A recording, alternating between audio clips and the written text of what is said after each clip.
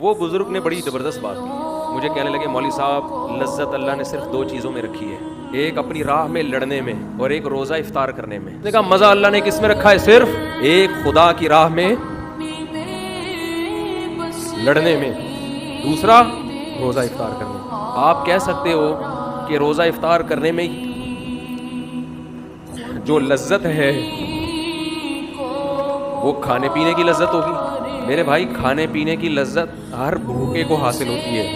اس بزرگ کا مطلب وہ لذت نہیں تھا جو ہر بھوکے اور ہر پیاسے کو کھانے اور پینے کے وقت حاصل ہوتی ہے.